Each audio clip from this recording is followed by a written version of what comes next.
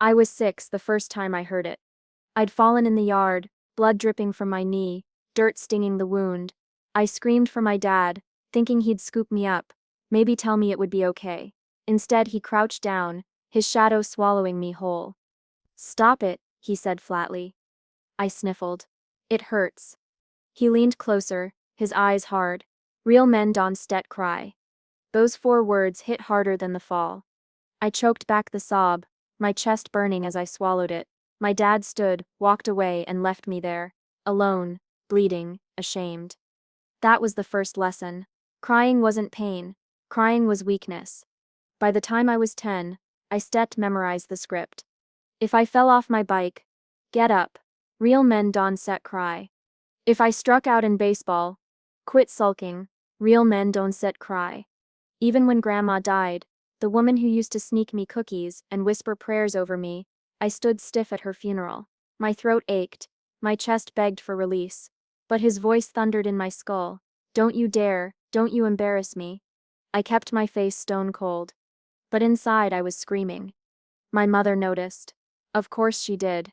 She slipped into my room at night, her hand brushing my hair. "Sweetheart, it's okay to feel." I whisper back. "But Dad says." Her eyes would drop. Her voice would soften. "Your father, he just doesn't know how to show love. Don't let that steal your heart." But she never said it to him. Never stood between us. She loved in silence. In shadows, like she was afraid of being caught. And I hated her for it. Almost as much as I hated myself. School didn't make it easier. A kid shoved me in the hallway once. My books scattered, my face burned red. I wanted to shout, to push back, to cry. But my father's voice was louder than my own. "Real men don't cry." So I smirked instead. I spit out a joke. The kids laughed, thinking I was unbothered. But behind that sarcasm was a boy rotting from the inside. Every wall I built was another brick of his voice. Every joke was armor I didn't even want. By 15, I perfected the mask. One night I came home after losing a debate competition. My voice had cracked, and the audience had laughed. I walked in trembling, clutching the paper in my sweaty hands. Dad glanced up from his chair. "How it go?" I swallowed. "I lost." "Did you cry?" His question cut sharper than any insult. I froze. "No." "Good," he smirked. "At least you learning." Learning? I wasn't learning. I was suffocating. There were nights I'd sit at my desk, staring at homework I couldn't finish, tears blurring the ink. I'd bite the inside of my cheek until I tasted blood, just to keep the tears from falling. And then I'd hear his voice down the hall, yelling at my mother for something small, burnt rice, a misplaced shirt. She'd shrink into herself, whisper apologies while I clenched my fists under the desk. I wanted to scream, to defend her, to defend myself. But I didn't because real men don't cry. And real men apparently don't speak either. One night, I broke. I was 17.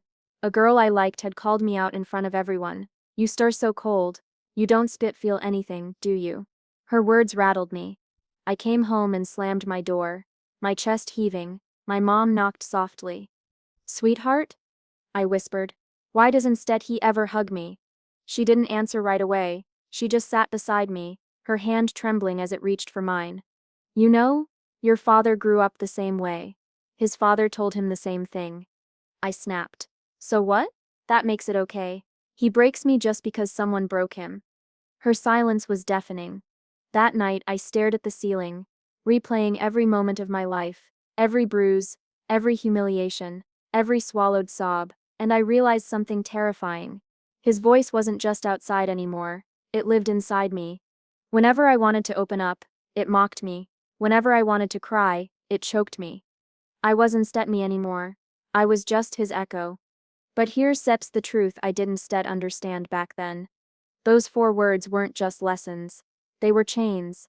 Chains I carried into every classroom, every friendship, every heartbreak. And chains have only 2 fates. They either drag you down, or one day you snap them. I didn't know it yet, but his words, his weapon, would become the fire for something he never expected. A revenge I never asked for. I remember the night she left me. My first girlfriend. My first real heartbreak. Her text was short, cold. "It sep's not working." I read it over and over until the letters blurred. My chest caved in, my throat burned. I buried my face into the pillow and let the tears fall. But then, footsteps. Heavy. Pacing the hall. I froze. "Dad." I pressed the pillow harder against my mouth, choking back the sob. My teeth dug into my tongue until I tasted blood.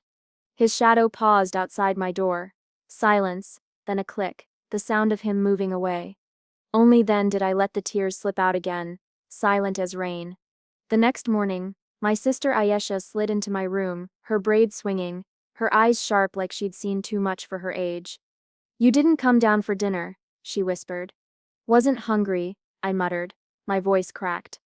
She tilted her head. "Your eyes are red." I looked away. Allergies. She didn't believe me. She never did. She stepped closer, sat on the edge of my bed. "You were crying," she said quietly. "No, I was instead." "Yes, you were." Her voice wasn't mocking. It was soft. Certain. I clenched my jaw. "Don't tell him." She met my eyes. I wouldn't stet. That was Aisha, small but braver than me in ways I didn't want to admit. Nights became my prison. I couldn't scream, couldn't break, couldn't cry out loud, so I started writing. Journals filled with words I couldn't say. Pages soaked with the parts of me no one would ever see. Anger, loneliness, shame.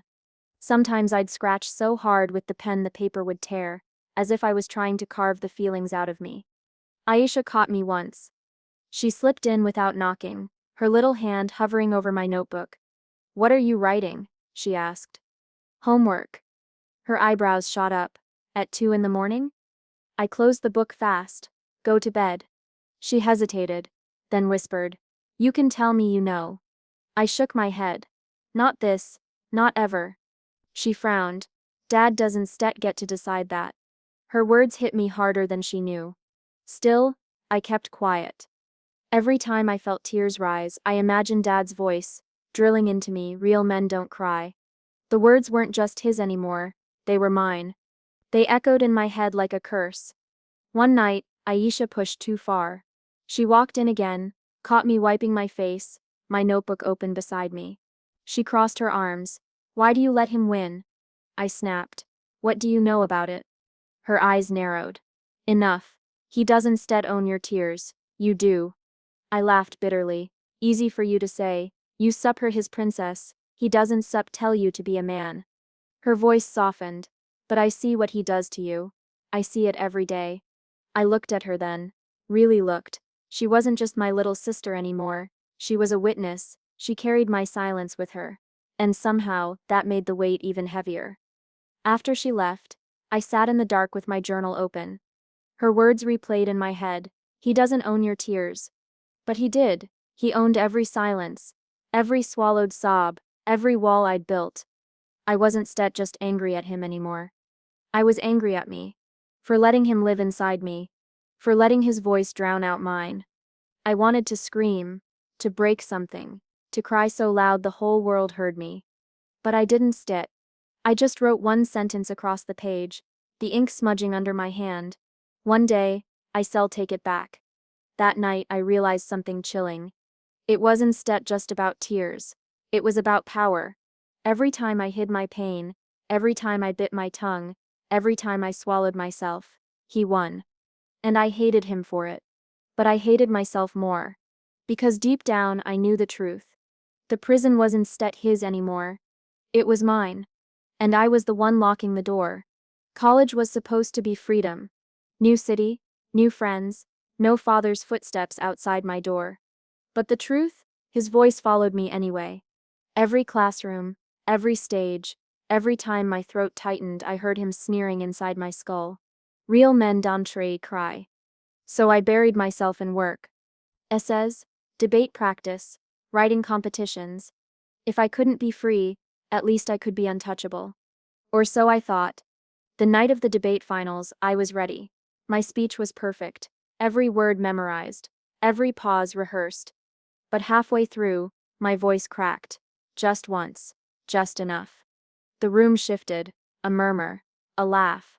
My stomach dropped. I powered through, but the fire in my chest dimmed. When they announced the winners, my name wasn't on the list. Applause thundered for someone else. And all I heard was him. Pathetic. Real men don't cry. Afterward, my friends tried to comfort me. Hey, you did great, Mark said, clapping my back. Seriously, Jenna added. Your arguments were sharp, that crack didn't matter. But I was already unraveling, my throat burned, my eyes stung. I muttered, yeah, sure. Then I felt it, hot tears rising before I could stop them. Dude, Mark Sepp's voice softened. It's Sepp's okay. Jenna stepped closer. Don't hold it in, we all break sometimes. Her kindness was worse than cruelty, pity sliced deeper than any insult. And then his voice again, louder than theirs, crushing me from the inside. Pathetic. Weak. Embarrassing. Real men don't cry. I snapped. Stop looking at me like that. I barked, shoving my chair back. They froze. I said I'm fine. My voice cracked, betraying me again. Silence. Eyes wide, their pity now mixed with fear. I couldn't take it. I grabbed my bag and stormed out, the tears streaming freely now, humiliation burning every step. I walked the campus for hours, past the library, past the dorms, past people laughing under streetlights. Every shadow looked like him, every echo was his voice. By the time I reached the empty quad, I was shaking with rage. I looked up at the night sky and whispered, "Why can't you just leave me alone?" Of course, there was no answer, just the sound of my own ragged breathing. When I got back to my dorm, my friends were waiting. Jenna spoke first. We were worried, you just disappeared. Mark added, man, nobody was judging you. We've all been there. I laughed bitterly. No, you don't get it. Then explain, Jenna urged. I clenched my fists. You don't know what it's like to grow up hearing the same thing every damn day, to choke on your feelings until they rot inside you. Mark shifted uneasily. What thing? I spat the words out. Real men don't cry. Silence, heavy, uncomfortable. Jenna whispered, your dad? I nodded. My voice cracked again. He never let me feel, not once. And now, even when you tell me it's okay, I hear him every time. Their eyes softened again, that same pity, that same look. And something inside me snapped harder than ever. I stormed to my desk, grabbed my notebook, and tore a page out. The pen nearly ripped through the paper as I wrote one line. One day, I'll make him cry. Mark frowned. What are you doing? I turned, my voice low, shaking but sharp. I'm done swallowing it, done letting him live inside me. Jenna whispered. You can fight him with hate. That sets poison. No. I stared at the page. It steps not hate. It steps justice. They didn't answer. They didn't understand. How could they? That night, lying in the dark, I made a vow. I pictured him, sitting in a crowded room, everyone watching. And for once, the chains reversed. For once the tears would be his. Not out of cruelty. Not because I wanted to hurt him. But because I wanted him to know, to finally feel the weight of the silence he forced on me. Every sob swallowed. Every word bitten back. Every scream locked inside my chest. I whispered into the darkness. You will cry. And when you do, you choke on your own words. And for the first time in years I didn't feel weak. I felt powerful. Because the boy who couldn't cry had finally found something sharper. A reason? Revenge doesn't always start with fire. Sometimes, it starts with silence. From that night on I changed. No more begging for approval. No more hoping for warmth from a man made of stone. I turned my silence into fuel. At school I devoured every opportunity. Scholarships, debate contests, writing awards. Every certificate was a weapon. Every trophy, another blade on my wall. But at home? He still saw me as weak. One evening, he leaned back in his chair, newspaper spread wide. You spend too much time with your books, he muttered. I looked up from my essay. I like books. He snorted. Books don't make a man. I clenched my pen so tight it nearly snapped. What does? He lowered the paper just enough for me to see his eyes. Cold, sharp. Strength. Toughness. Not hiding in words. I wanted to scream. Instead, I swallowed it. Because screaming would give him satisfaction. But later that week, I overheard him at a family gathering laughing with his friends. My boy's winning prizes left and right, he boasted, pride swelling in his voice. He steps top of his class, got another scholarship, sharp as a blade. I stood in the hallway, fists trembling. So he could brag about me in public. But in private, I was still nothing. That night, Aisha found me staring at my stack of certificates. You should be proud, she said softly. I shook my head. He seems proud, just not to me. She frowned, then stopped chasing his words. They are empty. I whispered. But Donset, you see? Every time I win, he uses me. He feeds off my silence. She sat beside me, her hand brushing my arm, then stopped giving it to him. Donset, win for him. Win for you. I turned to her. No, I saw win for us. For every time he told me I wasn't soft enough, for every tear I swallowed, for every time you watched him crush us. Her eyes glistened. That sep's not revenge. That sep's justice. I nodded slowly. Maybe they stir the same thing. Weeks bled into months. My trophies grew. My father's silence grew heavier. Each award ceremony was the same. On stage I stood tall, the applause crashing like waves. In the crowd I searched for his face. Stone. Always stone. But later at some gathering I hear it again. My son sits going places. My boy steps sharp. A fighter. Lies. All lies. And I realized something important. He believed silence was strength. But silence was a mask. And I was learning to wear mine better than him. One night, he cornered me in the kitchen. You think trophies make you a man? He scoffed. I met his eyes, calm. They make me more than you ever were. His jaw tightened. Careful. I didn't flinch. Why? Afraid the world might hear the truth. The silence stretched. For once it was his silence that cracked. He slammed his fist against the counter. Don Sepp, test me, boy. I leaned closer, my voice low. I already am. Later Aisha whispered through my door. What did you say to him? I smirked. Enough. She laughed softly. You such are playing a dangerous game. That's not a game. I tapped the stack of journals on my desk. That's a war. And wars aren't fought with fists. They fought with patience. With silence. Her eyes narrowed. You sound scary when you say that. Good.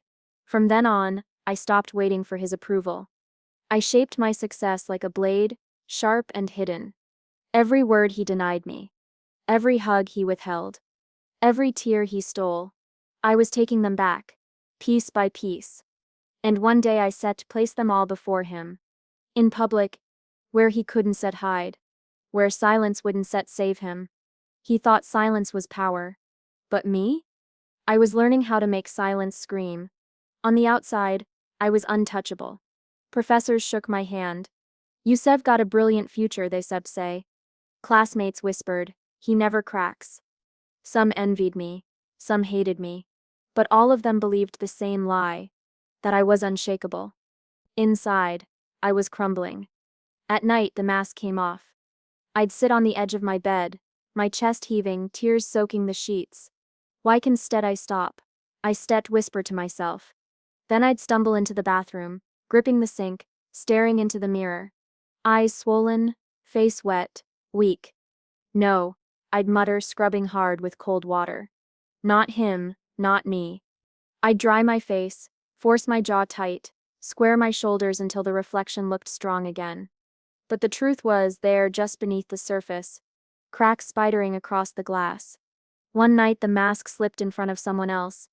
A classmate caught me outside after a competition. You killed it, he grinned. How do you stay so calm? I forced a laugh. Practice. He tilted his head. Seriously, you never seem nervous. Dawn set you ever. Break? I finished for him. He nodded. I stared at him, my throat tight. Then I smirked. Never. He laughed, walked away. But inside, I wanted to scream. Liar, liar. In the quiet of my dorm, I finally whispered it out loud. Maybe he already won. The thought chilled me. Had my father forced me into 2 lives? the strong, polished mask the world adored, and the broken, suffocated wreck I hid in the dark. Was this strength? Or just another cage? I opened my journal, scribbling furiously. One of me is alive in the day. The other only comes out at night. Which one is real? I stared at the words until they blurred. Maybe neither, I whispered. For a second, I saw his reflection in mine, his jaw, his eyes, his silence. I punched the mirror, cracks split across the glass, my knuckles stinging, blood smeared on the sink. But when I looked at the fractured reflection, something inside me steadied. I wasn't him. Not yet. And I swore I never would be. I pressed my hand against the broken glass and whispered, "You don't get both of me. You don't win." The mask stayed.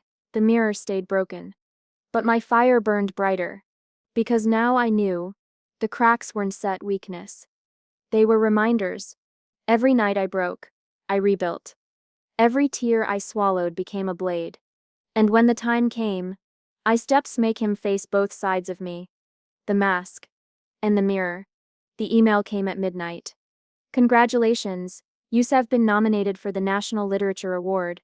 I read it 3 times, just to be sure. My hands shook. My chest tightened. And then I laughed. Bitter, sharp. Essays about silence. About masculinity.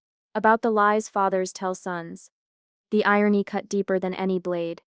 The next morning I told my mother first. "Mom, I got nominated." Her hand flew to her mouth. Ya Allah, her eyes filled instantly. My son did it." She pulled me into her arms, her tears soaking my shoulder. "You've carried so much pain, and look what you've made of it." I whispered back, "It's steps not over yet." When I told my sister, she didn't cry, she screamed.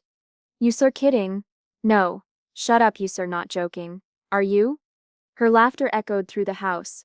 She jumped around like a child, grabbed my hands and spun me in circles. "This is it," she said, panting, eyes wide with fire. "This is where you win. Not just the award. You win against him." I smiled, but my heart was heavy. Yeah, him. Finally, I walked into the living room. Dad sat in his chair reading the paper, sipping tea like always. I stood there a moment too long waiting for, I don't know, something. "Dad," I said quietly. "I was nominated, National Literature Award." He didn't lower the paper, didn't even blink. He just nodded. Like I told him I bought toothpaste. That was it. No smile. No pride. No. "Finally, son," I said, "I'm proud of you." Nothing.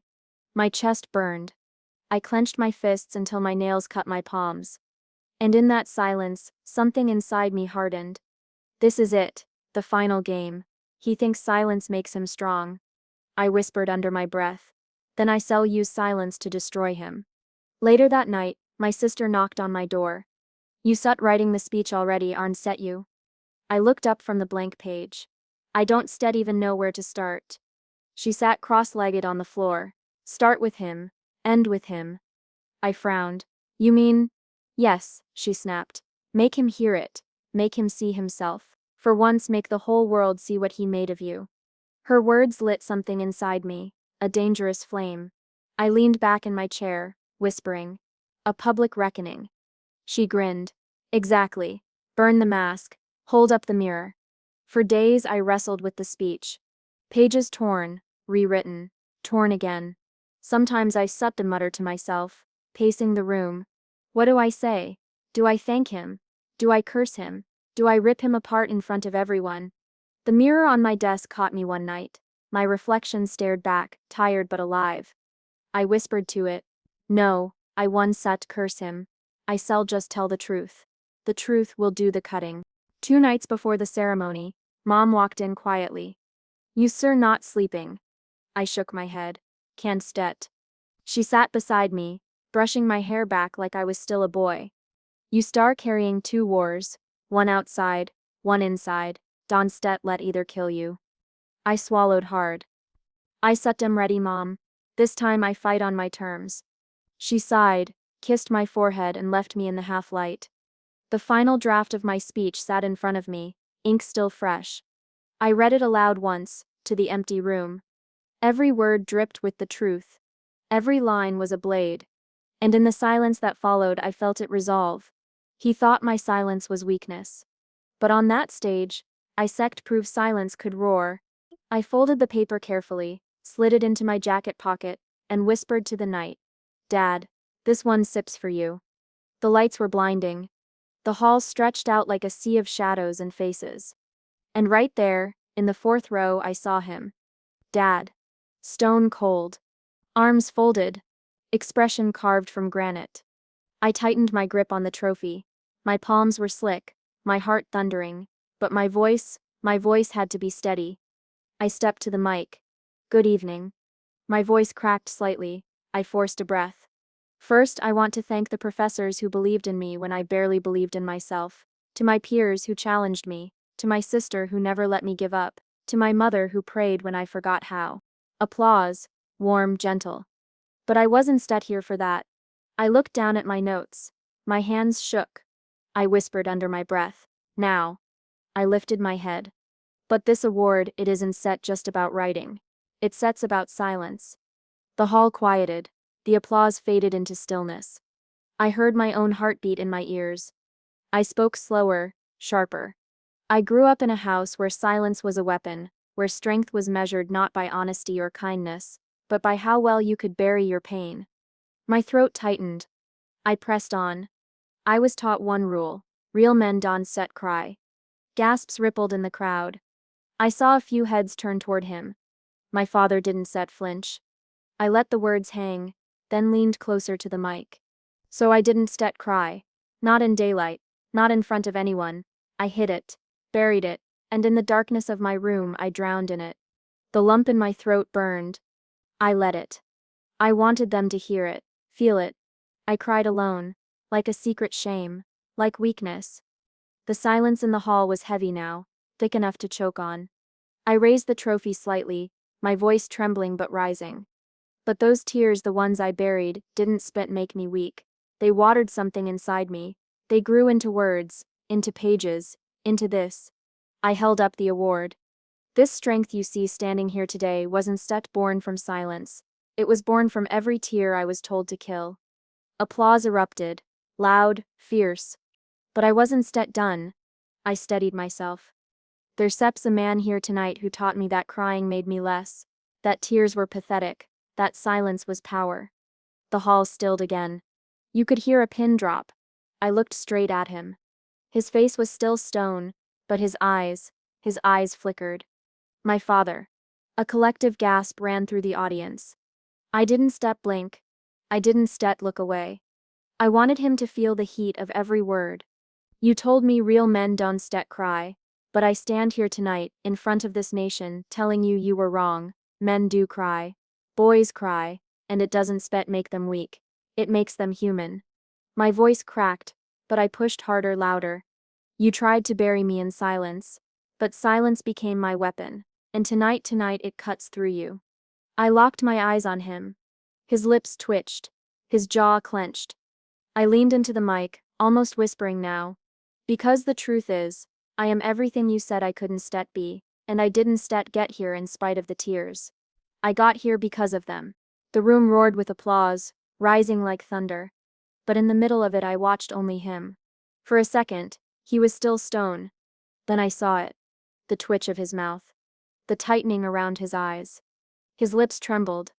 And then, wet. His eyes glossed, blinking fast. His chest rose with a ragged breath. The man who buried my emotions was drowning in his own. I stood there, frozen, every muscle tight. This was it. The moment I had dreamed of. Not revenge through fire or fists. Not vengeance and violence. But truth. Spoken. Unflinching. And it broke him. The applause thundered around me, but I couldn't hear it anymore. I only heard the silence between us. The silence he'd always used against me, now turned back on him. I whispered, almost too soft for the mic. "Real men cry. Dad. Real men cry." He lowered his head. And in that single bow of defeat, I felt it. Closure. I stepped back from the podium, my chest heaving. The award weighed heavy in my hand, but lighter in my soul. For the first time, I didn't feel like the boy hiding in the dark. I felt like a man. A man who had broken the chain. That night, I didn't celebrate with champagne or loud music. I sat alone in my room, staring at the trophy. And I smiled. Not because I had won an award, but because I had won myself back. The applause thundered, but I didn't hear it. What I heard was him. A low, shaky sound at first. Then heavier. Louder. Sobbing. My father crying. Not behind closed doors. Not hidden in darkness. But under the blinding lights, in front of everyone, I gripped the podium. My breath caught. For a moment I thought I was hallucinating. No, it can set be. But it was. His shoulders shook, his hand covered his face. The man who swore that tears were shame was drowning in them. People turned to look. Whispers snaked through the hall. Is that his dad? Sep's crying. Oh my God. A spotlight without mercy burned down on both of us. My chest tightened. This wasn't stet joy. This wasn't satit triumph. It was something deeper. I whispered under my breath. Do you feel it now, Dad? Do you finally feel it?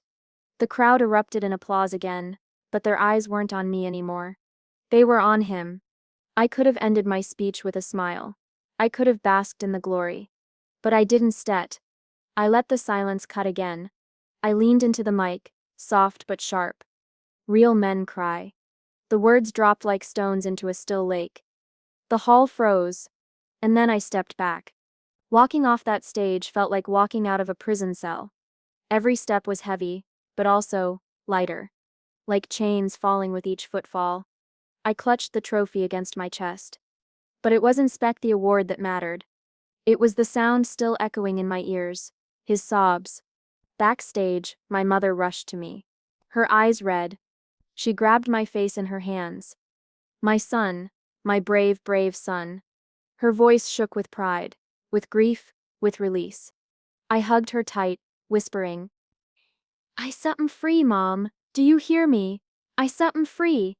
Ayesha stormed in next, her face glowing with tears. You did it. You actually did it. She hit my arm playfully, half laughing, half crying. You broke him. I swallowed hard. No, I didn't break him. I showed him. But then his voice. Son. I froze. That word had always been a command. A chain around my neck. But now, it trembled. Shaken, fragile.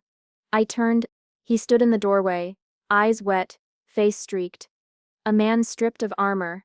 We stared at each other. The silence burned.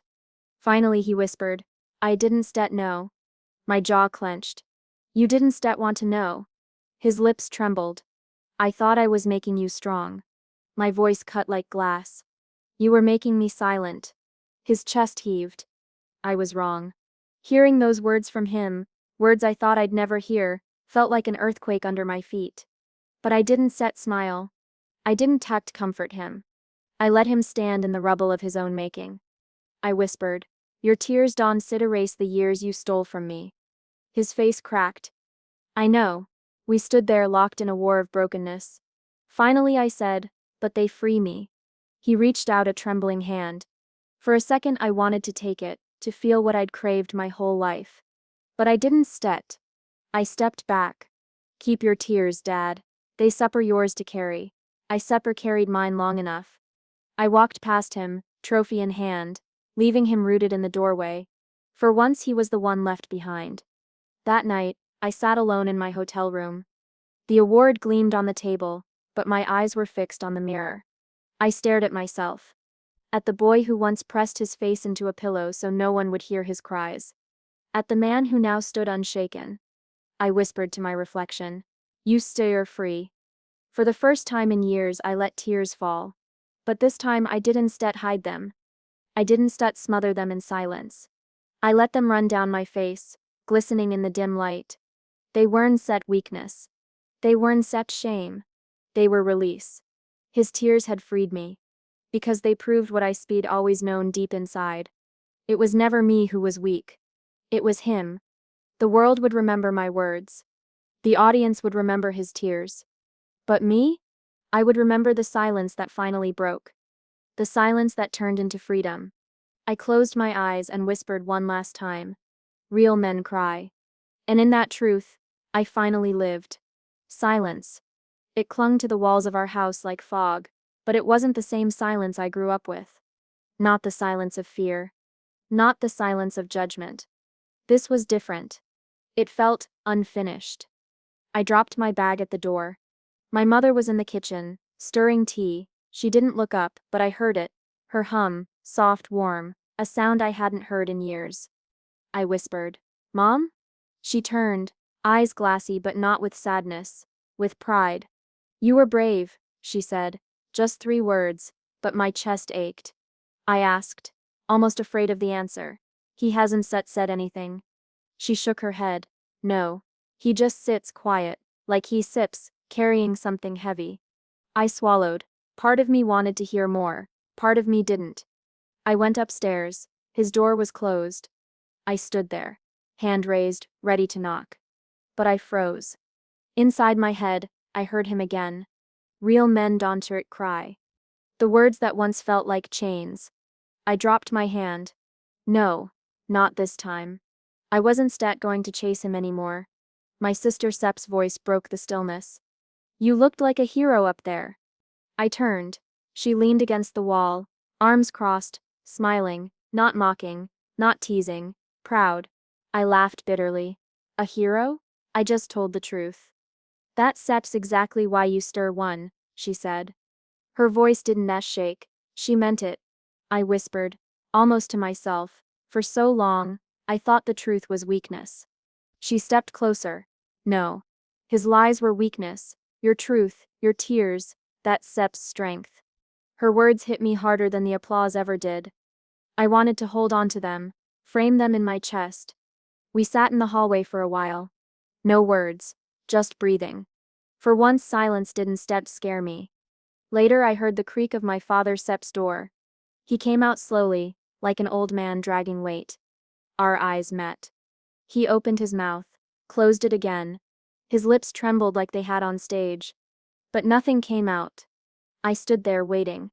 Half of me desperate to hear him say sorry. The other half, knowing I never would. Finally he whispered, but then he stopped. Turned away. Walked down the stairs. The silence returned. But it wasn't mine to break anymore. I whispered to myself, "It's not my job to heal him." And for the first time, I believed it. I went back to my room, closed the door. Sat on the edge of my bed. The applause echoed in my head. The speech, his tears, my release. And then without warning, tears filled my eyes. Not the hidden kind. Not the suffocated kind. Free, open, real. I buried my face in my hands and let them fall. For the boy I used to be. For the nights I cried alone. For the silence that smothered me. My voice cracked as I whispered into the empty room. I slept aloud to cry. And the words felt like wings. I lay back, staring at the ceiling. For years I thought revenge would feel like fire. But it didn't. It felt like release. Like setting down a stone I'd been carrying my whole life. Downstairs, I heard my mother laugh softly at something on the radio. My sister called out, "Save me some tea." Life kept moving. And my father? He sat in his silence facing his own ghosts. But they weren't mine anymore. For the first time I wasn't living in his shadow. For the first time, I was free.